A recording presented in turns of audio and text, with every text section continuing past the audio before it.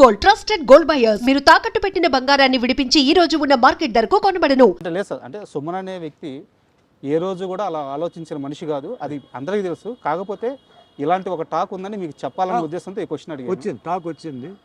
And మీరు life గురించి మీ career గురించి మాట్లాడేటప్పుడు చాలా ఎక్కువ సార్లు దేవుడి ప్రస్తావన తీసుకొని వస్తారు. సో దేవుడిని మీరు చాలా బలంగా నమ్ముతారు. అయితే ఒక ఇంటర్వ్యూలో మీరు మాట్లాడుతూ నా పైన చేతపడి కూడా జరిగింది అని చెప్పి మీరు అన్నారు. సార్, మీ పైన జరిగిన అక్రమ కేసులు వాటి గురించి అన్ని వివరాలు అందరికీ తెలుసు. దాని నుంచి మీరు కడిగిన ఒక ముత్యంలాగా ఎలా బయటపడ్డారో కూడా అందరికీ తెలుసు. అయితే ఈ చేతబడి చేపించిన వ్యక్తులు ఎవరు సార్? అది తెలియదండి. ఇప్పుడు కూడా అది చాలా ఇండస్ట్రీలో కూడా ఇప్పుడు కూడా బిజినెస్, ఫిలిం ఇండస్ట్రీ తర్వాత వాటిలంతా ఇప్పుడు జరుగుతూనే ఉన్నాయి ఇప్పటికీ. కేరళలో చాలా ఫేమస్ చోటాని కరే అని చెప్పి ఒక ప్లేస్ ఉంది సార్. అక్కడ ఈ చేతపడి చేసింది తీసేయడం చాలా మందికి తెలియదు. అంటే రకరకమైన మెథడ్స్, విచ్ క్రాఫ్ట్ అంటారు చూసారా, రకరకమైన ఇవి ఇంకా జరుగుతూనే ఉన్నాయి సార్.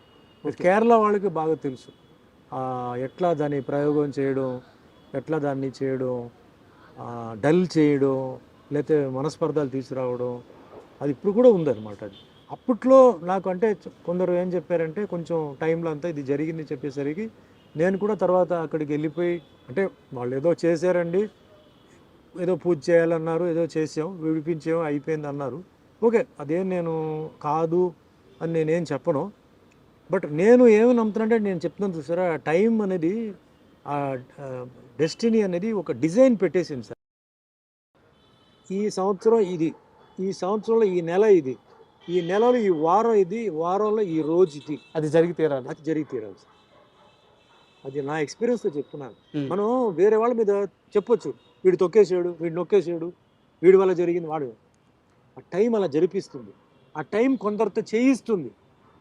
వాళ్ళకి చెయ్యాలన్న ఉద్దేశం లేదు, అది వాళ్ళ రాతే. అది వాళ్ళ రాతే. ఆ కర్మ, అదే కర్మ అనేది ఆ తప్పు చేయిస్తుంది అక్కడ. వాళ్ళ తర్వాత అనుభవించాలి.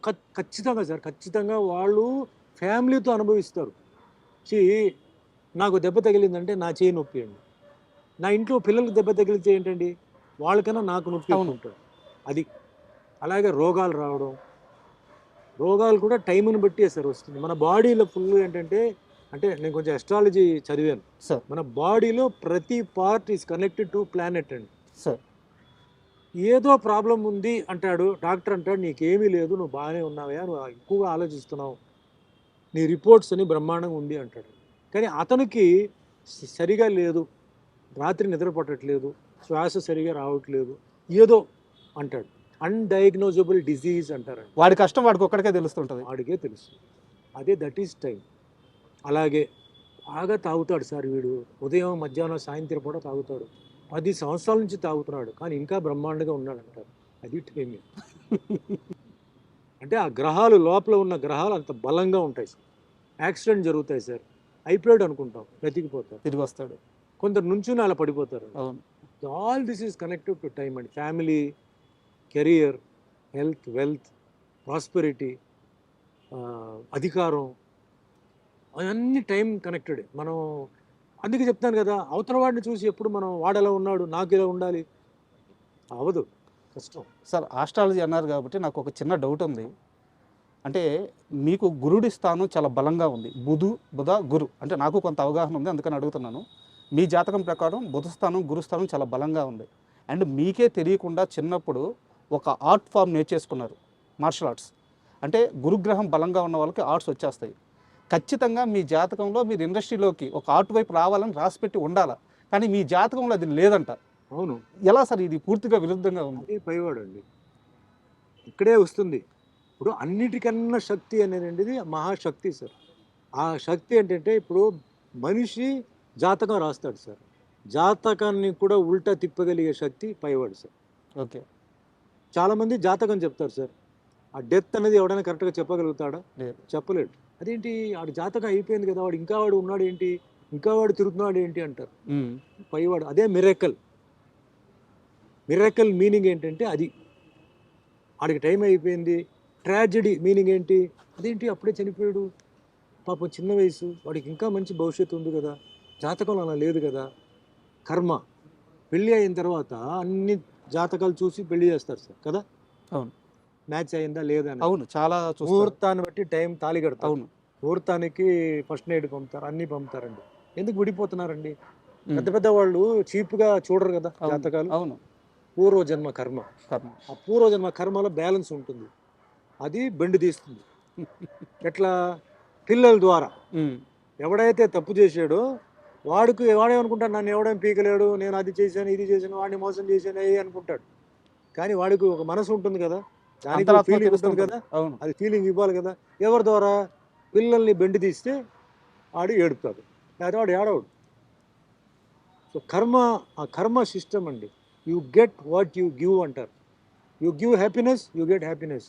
You give sorrow, you get సారో.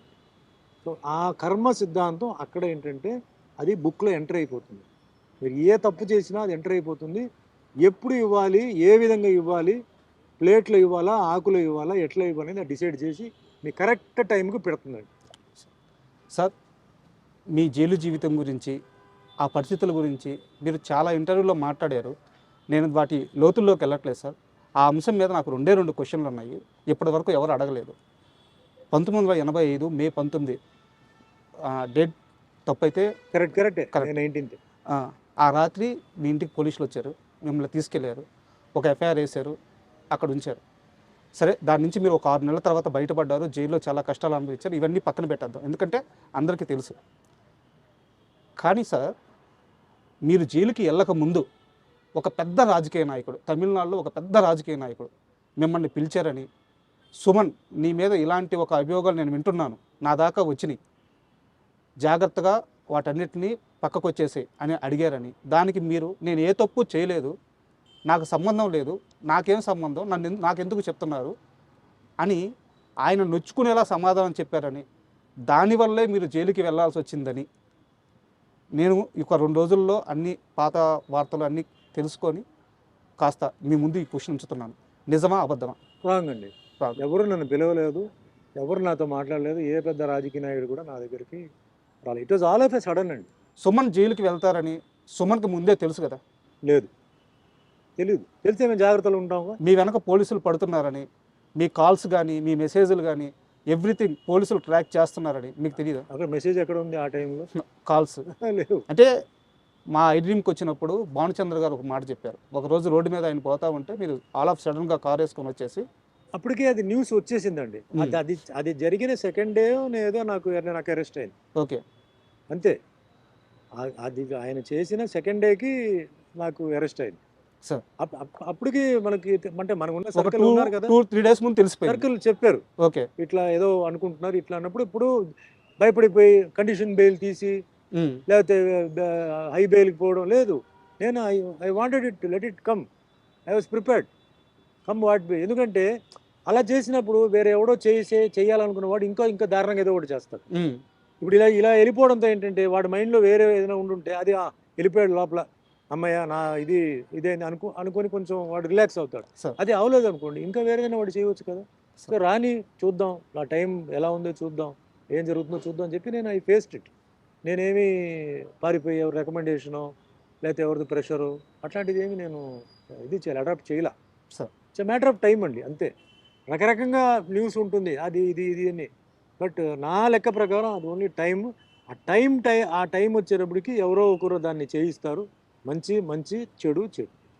6 నెలల జైలు జీవితం అంటే చిన్న విషయం కాదు సార్. ఎందుకంటే 2 రాత్రులు జైల్లో ఉంటేనే మనిషి మానసికంగా కృంగిపోతాడు. పక్కన ఎవరు ఉండరు, అయిన వాళ్ళు ఉండరు, పలకరించే వాళ్ళు ఉండరు. 6 నెలల జైలు జీవితం తర్వాత జైలు నుంచి వచ్చి బయటకు వచ్చిన సుమన్ను చూసి ఈ మనిషి 6 నెలలు జైల్లో ఉన్నాడా, ఏంది ఇంత ఫ్రెష్గా ఉన్నాడు అంటే ఒక మల్లెపువ్వులాగా తిరిగి వచ్చారంట.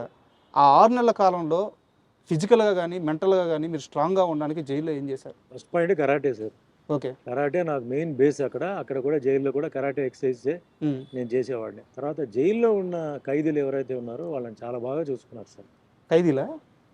ఎప్పుడు నేను అందుకే సెక్యులరిజం అనేది నాకు చిన్నప్పుడు సెక్యులరిజం. నేను పుట్టింది హిందూ ఫ్యామిలీ, నా పక్క ఇల్లు ముస్లిమ్స్.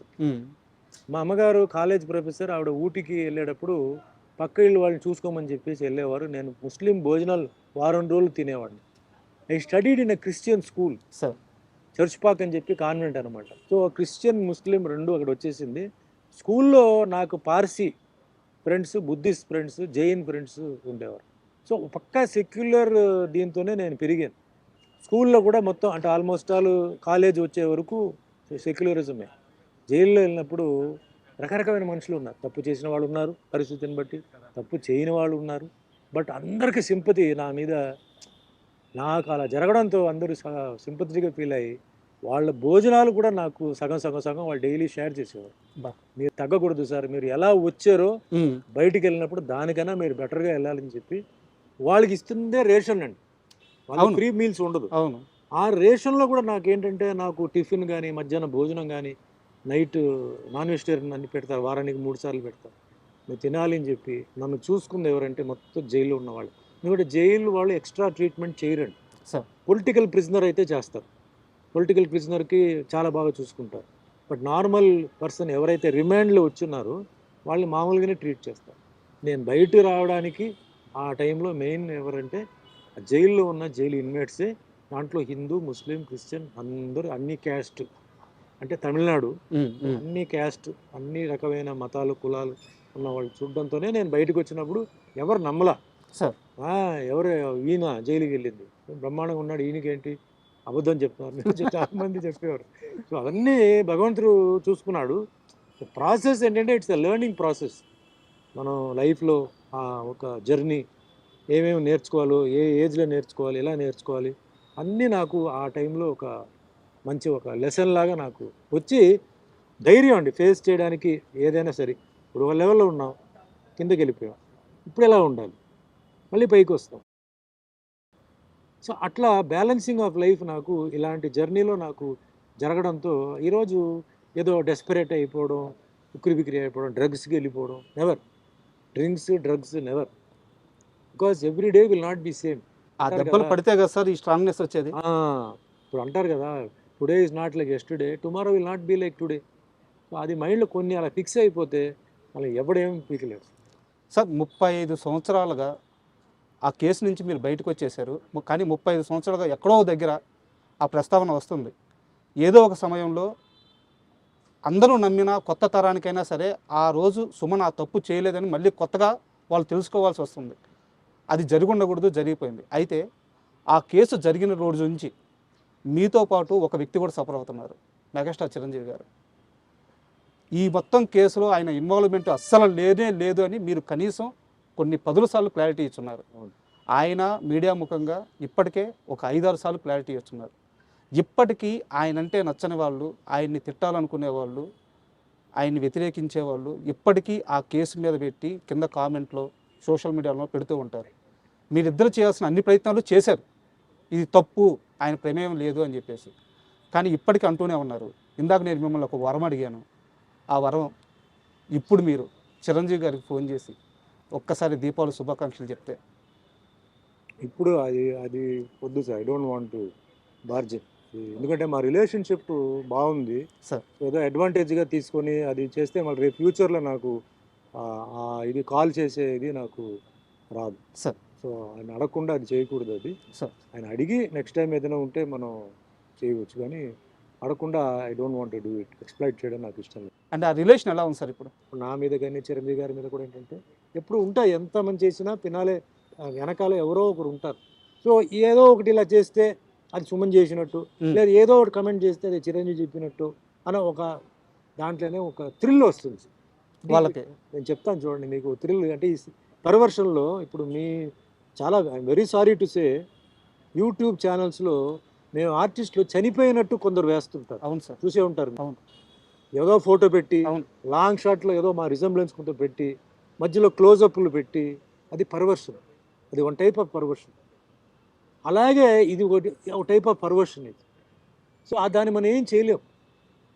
ఇప్పుడు ఆ పర్వర్టెడ్ మెంటాలిటీ ఉంది చూసారా, దాన్ని మనం ఏం చేయలేం.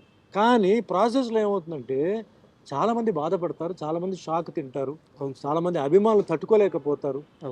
వాళ్ళు ఫోన్ చేసి మాకు అడుగుతుంటారు, సార్ ఏదో న్యూస్ వచ్చింది ఇట్లా అంటే వేరే హీరో మీకు తెలుసు కదా జరిగిందా సార్ అట్లా అంటారు. అదేంటి వాళ్ళు అంటారు అంటే ఛానల్ చూడండి, మెయిన్ టీవీ ఛానల్స్ చూడండి అంటే ఛానల్స్లో రాలేదు సార్ అంటే ఉండండి అని చెప్పి మళ్ళీ మేము ఎంక్వైరీ చేసి లేదు అది అదేంటి సార్ టీవీలో అట్లా చేస్తారేంటి అని బొమ్మ వేసి బాడీ చూపించంటే మీరు సరిగా చూడండి అయ్యా అది బాడీ ఎవరిది అది ఏంటది ఫోటో ఉండొచ్చు కట్ షాట్ అది ఈ అవునవును. ఫోటో అది బాడీ పాపం వీళ్ళు తెలియదు ఎడిటింగ్ అవును. అట్లా చాలా జరుగుతున్నాయి. సో అట్లా ఏంటంటే పాపం చిరంజీవి గారిని ఆ విధంగా ఇచ్చేయడం ఒక శాడిజం అది. ఆయన్ని ఏదో మెంటల్గా హ్యారెస్ చేయాలని వేరే రకంగా వాళ్ళు చేయలేకపోతున్నారు, కనీసం ఈ రకంగా చేయాలని చెప్పి పాపం చేస్తున్నారు. అంటే అంతకన్నా వర్స్ట్ ఫెలోస్ ఇంకెవరు లేరు. నేను చిరంజీవి గారు బెస్ట్ ఆఫ్ ఫ్రెండ్స్ అండి. మేము అప్పుడప్పుడు కలుస్తుంటాం, మాది గెట్ టుగెదర్ ఉంటుంది. మేము హ్యాపీగా సాయంత్రం 6 గంటల నుంచి ఉదయం 6 గంటల వరకు హ్యాపీగా మేము ఆడుకుని మా మొత్తం ప్రపంచాన్ని మర్చిపోయి మేము హ్యాపీగా మీ 80s బ్యాచ్ అందరూ 80s బ్యాచ్ మేము హ్యాపీగా ఉంటున్నాం. మాకు అలాంటిది ఏ ఫీలింగ్ లేదు. ఎవరి ప్రాబ్లం వాళ్ళది, ఎవరి సక్సెస్ వాళ్ళది. బట్ అక్కడ మటుకు ఏంటంటే వీఆర్ ఆల్ వన్. నేల మీద కూర్చుంటాం, పాటలు పాడతాం, డాన్స్ ఆడతాం. రజనీ గారు వస్తారు, అందరూ జాకీ ష్రాఫ్ వస్తారు, భానుచందర్, మలయాళం ఆర్టిస్ట్ శరత్ కుమార్ అందరూ వస్తారు. మాది వేరే. అది అక్కడ డబ్బు సక్సెస్ అదంతా ఉండదు. ఆ ఇయర్లో ఎవరైతే ఉన్నారో ఆ గ్రూప్ అనమాట. అట్లా